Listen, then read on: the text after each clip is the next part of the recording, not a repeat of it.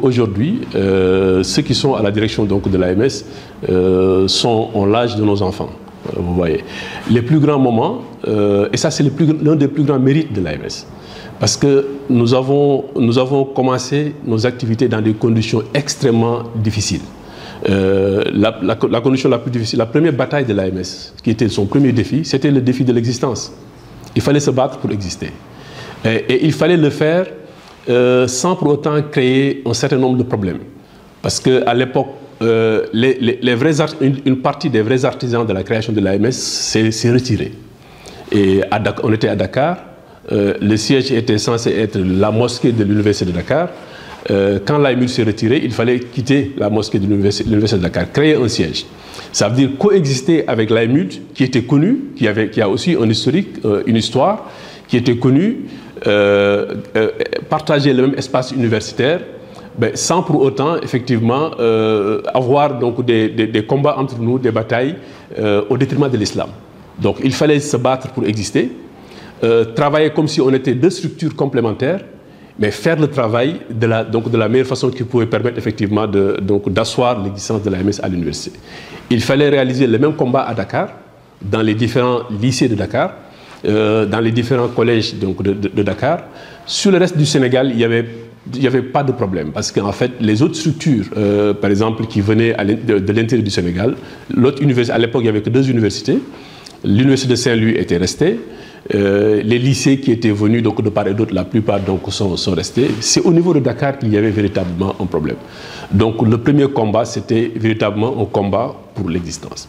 Le deuxième combat, c'était un combat pour la formation. Parce que, figurez-vous, à l'AMS, ça a été le cas depuis le début, c'est toujours le cas.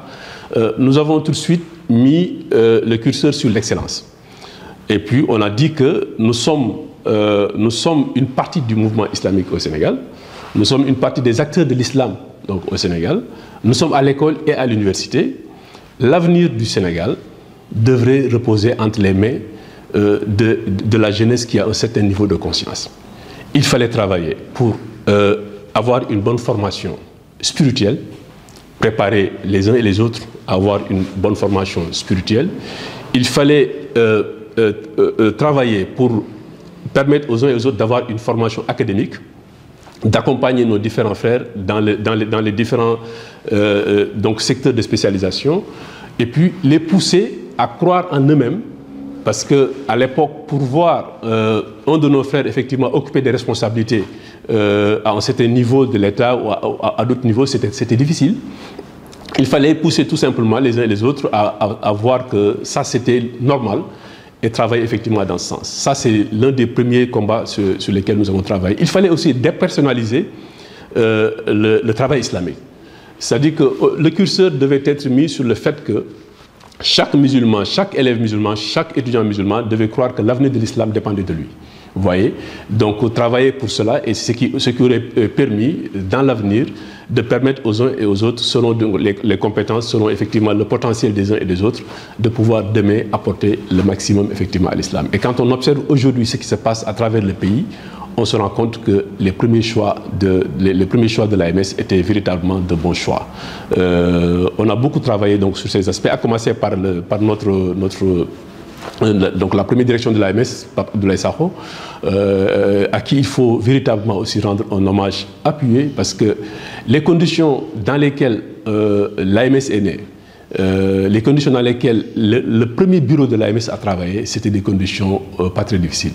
On se rappelait à l'époque Pape Abdoulaye Sakho qui avait terminé ses études, qui avait fait un concours qui lui avait permis donc, de revenir à l'université. On se rappelle qu'à l'époque, il avait une voiture, je pense c'était une R12. Ces véhicules devaient être mythiques. Il fallait retrouver ce véhicule, je pense. Ce véhicule-là faisait... on peut dire que dans les camps de l'AMS, il n'y avait qu'une seule voiture. C'était la voiture du président Pape Abdoulaye Sakho. Et qui faisait office de tout. C'était notre taxi, c'était tout. Voyez-vous, quand on se réunissait, quand on n'avait pas les possibilités, les moyens de faire, à l'époque, avec ses maigres ressources, donc il les partageait avec véritablement le cœur. Et c'était cette notion de partage qui a fait qu'effectivement l'AMS a existé. Et je pense que c'est l'une des notions qui doivent rester au cœur de l'activité islamique, parce que ce qu'on cherche doit être effectivement partagé. Et donc, Pape Sakho, il faut véritablement lui rendre un hommage appuyé. On avait la chance d'avoir un imam comme Mohamed Nia à l'époque, qui, machallah, était à l'époque un jeune imam, connu effectivement donc de l'université, avec un très bon niveau.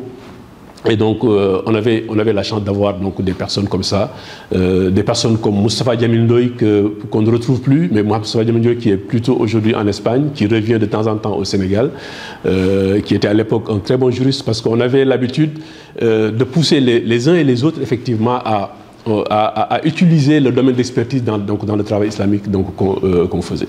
Voilà donc les quelques mots que je peux dire pour revenir un peu sur l'histoire, en tout cas sur les conditions de création et de naissance de l'AMS.